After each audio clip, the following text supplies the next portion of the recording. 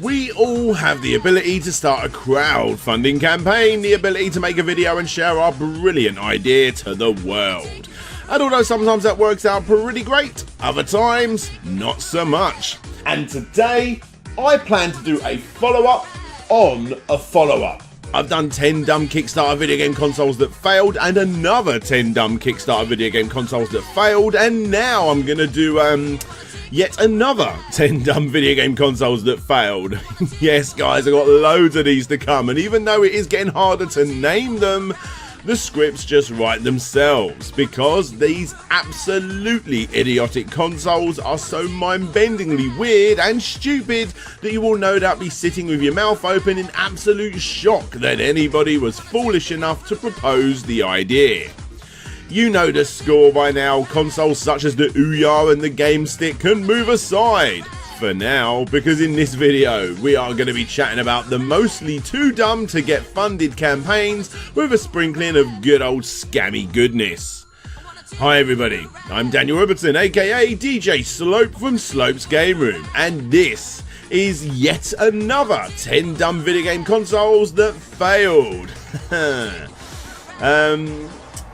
That's really bad. 10 dumb Kickstarter video game consoles that failed free? Yeah, that's slightly better, I suppose. Sponsor time! Raid, the awesome collection RPG game that is already a mega hit, a phenomenon, a blockbuster, and everything else under the sun. I mean, of course it is. Get involved and be one of the 10 million players who have already downloaded the game in less than 6 months for free, might I add. You can collect over 400 champions, gather orcs, undead, knights, elves and more, assemble a team through 16 heroic factions, explore over 1 million champion builds, discover 13 spectacular locations, enjoy a fully voiced story campaign, raid with friends in a clan, claim glory in the PvP arena. In other words, guys, you got a lot to do. As seen here, the characters' designs and assets are pretty damn impressive, the storylines are great, the characters are great, and the customizations and upgrades have become very addictive, I must say. Quick reminder, it's a mobile game, and it is a mobile game that's growing super fast, as seen here in this roadmap video they just published, because you've got new factions, a tag team arena feature, a new clan boss, and the ability to fight with your clan mates. Download the game using the link below to get yourself 50,000 silver and a free epic champion as part of the new player program. Isn't it a shame that we live in a world where video games and karaoke are two different things? Yep, someone out there hasn't heard of SingStar. Sing on, karaoke, sing party, everybody sing, karaoke revolution, we sing, Rapstar, Lips, Disney Sing It, Rock Band, Ultrastar, Boogie, and no doubt crazy amounts of other ones that I couldn't find. And if you are one of those people that can't afford a £10 PlayStation 2 and quite possibly the cheapest games for that system, well, I'm sure this patent-pending $109 console is probably right up your street. Yes, I know what you're thinking. But Dan, PlayStation 2s can't play Angry Birds. I'm sorry, idiot. As you can see, I have a Xbox One, and it is running. I've set a simple fan on top. They normally run between 130 and 150 degrees. I've had the fan on there for about 20 minutes. And as you can see, it's running at a good 40 to 50 degrees or more lower than it normally would. We'll sit here and let it see how far it climbs. Yep, whilst this horrid fan blows in the background, let me explain this one. Sure, it's not technically a console, but it is for a console. And before you take the mickey, this isn't the final product, funny guy. That's just a prototype. Ricky Seaman, the guy behind this idea, is only asking for $35,000 to turn his incredibly well-designed piece of art into a final product. No, let me just stop it right there. I cannot do the whole segment like that.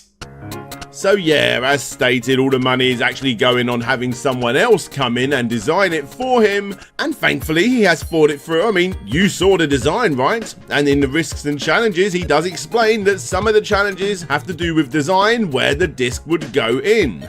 You see? And you thought the whole thing was silly. Sadly, I didn't get to this one earlier because I would have easily slapped down $1,000 to get something like this. I mean, I doubt I could ever get it cheaper than that, right?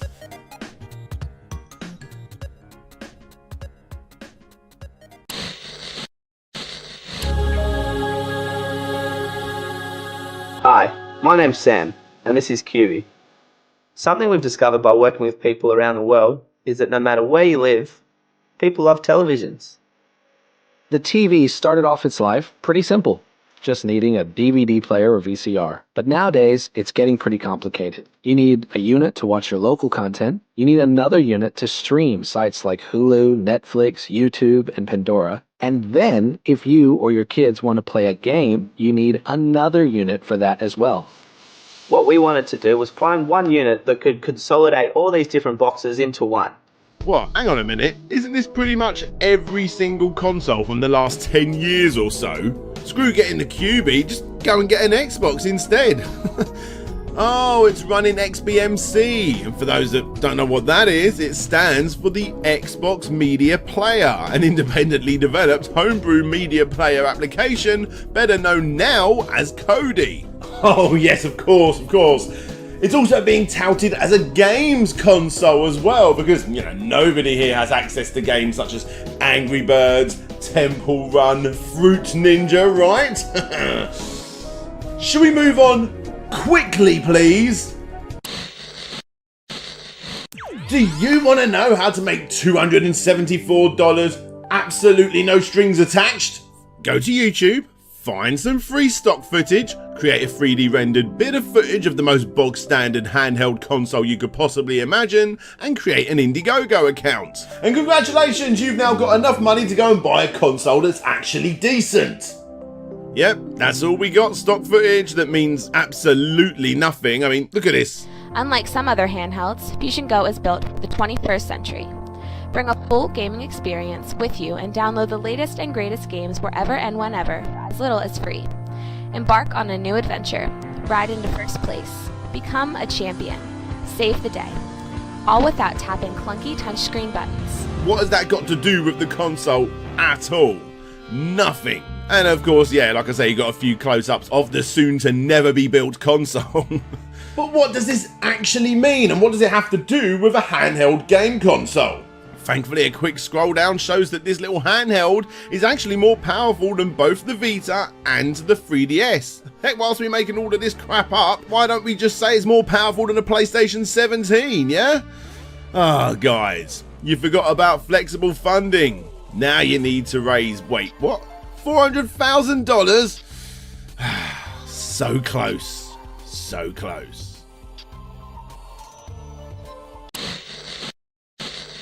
You know what? Habiz, whatever you want to call it, isn't the worst idea. The problem is, it's just been done before. So why would you ever buy a console solely dedicated to this feature? Look, I'll let the trailer explain.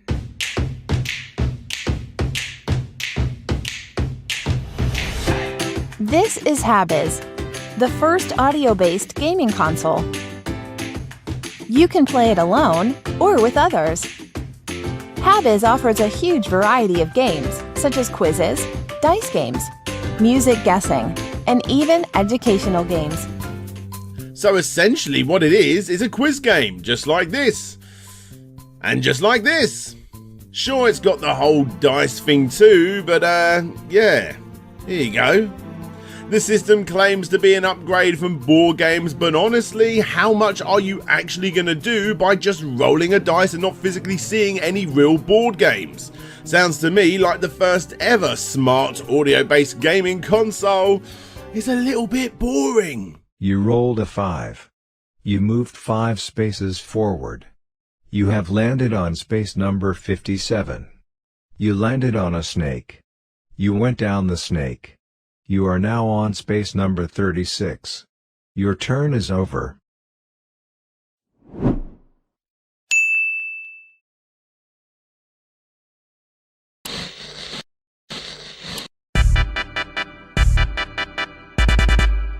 Creating a game controller that is unique to a specific game's console is a risky one, and honestly, only the big companies can get away with it, which is why almost every single Kickstarter project that does the same kind of thing will always fail. Case in point, the Combi form. It's a controller that in one instance looks like a crazy uncomfortable version of a standard controller. I mean, who the hell has got fingers long enough for those buttons?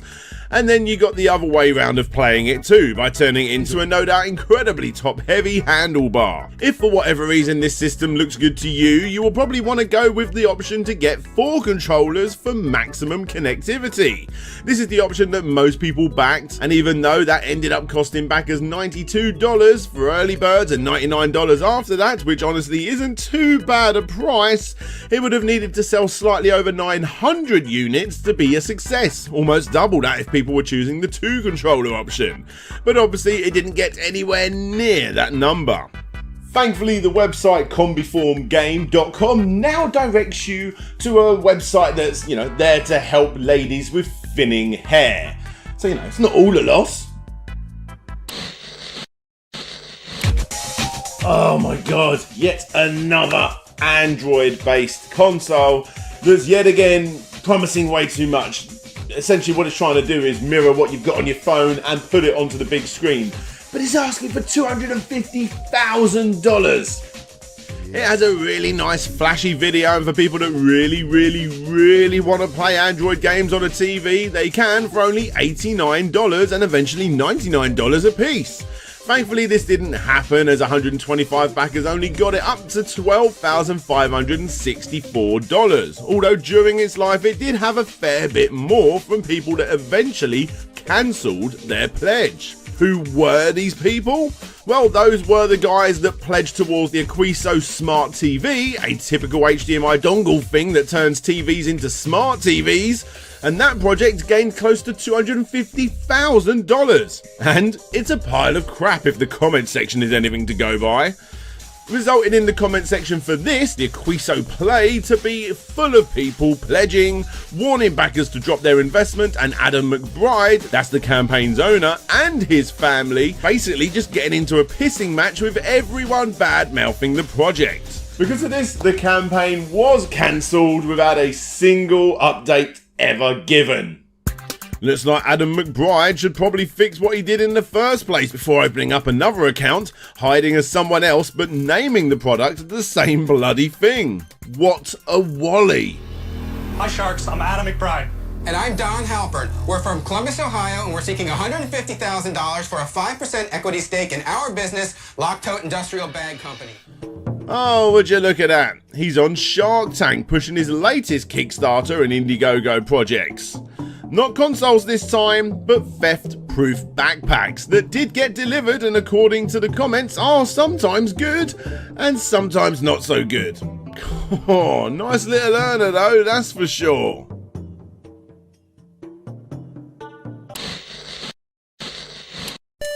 Okay. This one is a little strange and actually a little bit risky as well, because the guy that's behind this campaign has been known to track down individuals that badmouth him. So yeah, I should probably be worried, right? Before going ahead, be sure to go and support Mad Little Pixel, who unknowingly helped with some of the research for this particular one. There'll be a link below as usual. This one, ladies and gentlemen, is called the IndieGo, a console that has had 3 campaigns on Kickstarter, 2 of which hit target and 1 didn't, and another 3 on Indiegogo where 1 failed with a fixed goal, another failed with flexible funding, and finally 1 succeeded, which totals to, if I'm not mistaken, €153,581 by 819 backers. But honestly, I'm not 100% sure that's accurate, and we'll get to why in a little bit. You see, the comment section, most notably the Kickstarter side of things, is full of people asking where their consoles are and a good sprinkling of people that actually have received them. Give Pascal Papara his due, he does seem to be replying to pretty much everybody. But guys, What I'm struggling with is the fact that even though plenty of people should have got this system, almost nothing exists to prove this point. There's the occasional badly taken image that pops up on his Facebook feed from time to time, but who knows what that is, as these cases are quite easy to get hold of. Yes, I know I'm throwing accusations around here, but surely the way to answer them is to be open and create a proper detailed video on the system, which is yet again a Raspberry Pi in a case with a disk drive. And for the console itself, well, I'm not going to stand here and say why would you pay someone to do this when you could just do it yourself cheaper, because honestly, as a dad with a full-time job, I do see the temptation to literally get someone else to go and do it for me. But with that said, when somebody else is doing this kind of thing, obviously it is going to get a hell of a lot of backlash of plenty of us nerds that are going to go out there and attack him. The only difference with this campaign is that the guy actually fights back and is willing to sue you. Lol, the guy who trolled our last campaign sued me. Lol, the good thing is that I have now your real data and really sue you. Thank you for making things easy. The whole thing is a huge mess as the company constantly showcases themselves as being added on the Pat NES Punk video from 3 years before, and in this particular instance I think the best bet is to move along and completely forget about the IndieGo, which has become a complete train wreck.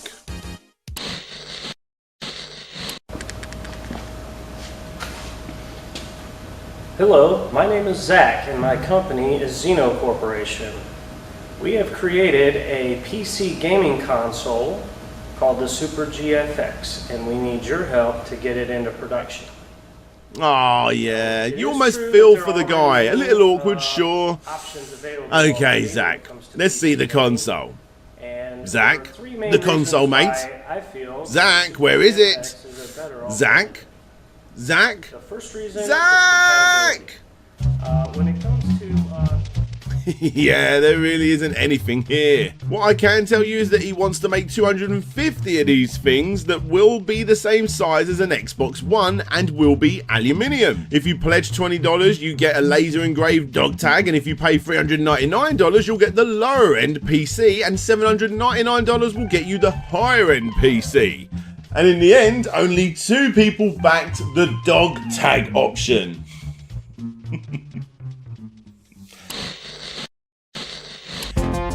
So here's something that's a little bit different, a console that was actually financially successful as well, a video game console that was entirely dedicated to your happiness, the Emo Spark.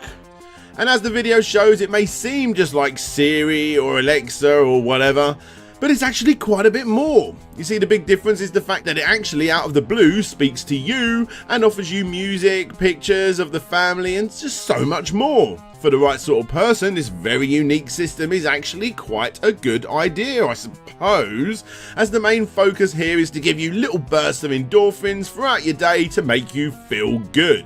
However, there is one other reason why this particular console is a little bit different from others on this list as well. Because it was kind of actually produced. What do I mean by kind of? Well, if you go to the comment section, you will see an endless stream of backers that just never got it. However, one did.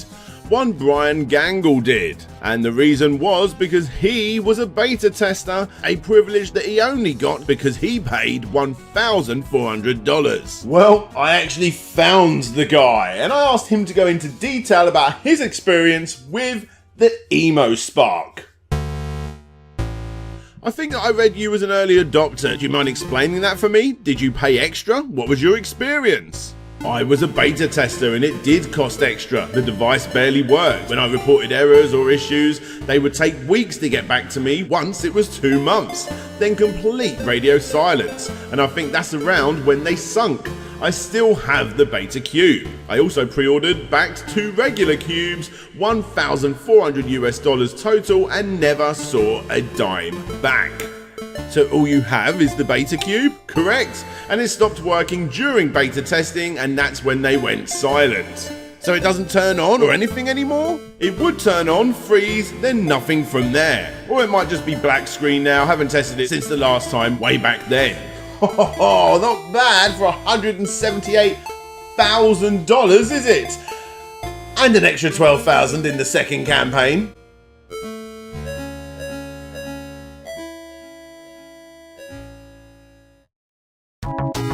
Hey there guys, thanks for checking out the video. I want to give a big special shout out to this video sponsor, Raid. Guys, thank you very much for supporting the show. It is a massive help, and like I said, if you want to go and check out Raid Shadow Legends yourself, there'll be a link down below. But anyway, back to the patrons who support the show every single month. With a big special shout out going to Gary Pinkett, That Retro Video Gamer, Ryan Burford, Andrew Dalton, Ben Jackson, Jonathan Haywood, Kevin King, Christopher Turnbull, Phil Lowlins, Tomek Rapowski, Ryan Holtz, Retro to Next Gen, Hawk89, Dina, Robertson Dunn, Lefty, Intrigued Gaming, Abby Morris, Tim Labonte, Asobi Quang DX, Tim Lunn, Pixels.Limited, aka Samuel Victor, Red the Beard, Conrad Constantine, Pretendo64, Karimi Elephant, Casey Garner, Blitz Hedgie, King Link Reviews, Wobbles and Bean, The Wonder Ducks, Ye Old Hamburglar, Dan Petit, Mike H. Fell, Lucas Softail, Ronnie Method, SSWB, Solix Captor, Jeremy Rodriguez, Nick Pollard, Bram Perez, Marcus Kimo Cut Tyndall, The Geeky Dad, Richard Carter, aka Fantastic Dizzy, and Todd Poolfloat G and Petty Mew. And those last two guys there asked a couple of questions. Todd Poolfloat G asks, sticking with current events, have you ever played World of Warcraft? If so, do you plan to check out WoW Classic to experience it all over again? And if not, do you plan to check it out and see what all of the hullabaloo is about?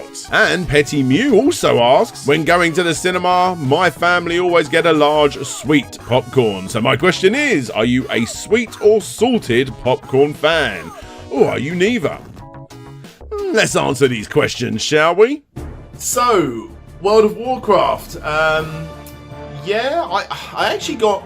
I wouldn't say I got into it. I bought, when you got, you bought it physically, World of Warcraft after I saw the infamous South Park video. I wanted to try it out. I played it probably less than 2 days, maybe even only like half a day, from what I remember. And I remember thinking, yeah, I can see why this is so addictive, and I put it down. I just the thing is with addictive games like that, they don't really get addictive for me. I tend to play arcadey games. They tend to be more my addiction, so I just put it down. I didn't pick it up again.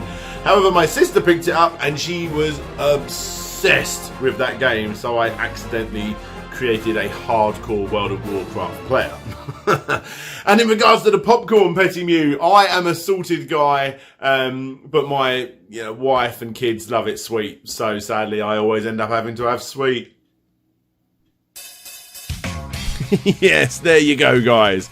Anyway, if you want to get your name shouted out, get your name shown, come and ask me questions, which I'm now answering at the end of my videos, and, well, anything else. Or if you want to support me by buying any of the games that you see at the top of the screen right there, there'll be a PlayAsia link down below for you to do so too. And all of these different things, there's lots of awesome ways to support me. And guys, thank you all so much for continuing to do so. So yes, right now I think that's enough plug in. So yeah, this is DJ Slope signing out, and hopefully I'll see you all next time.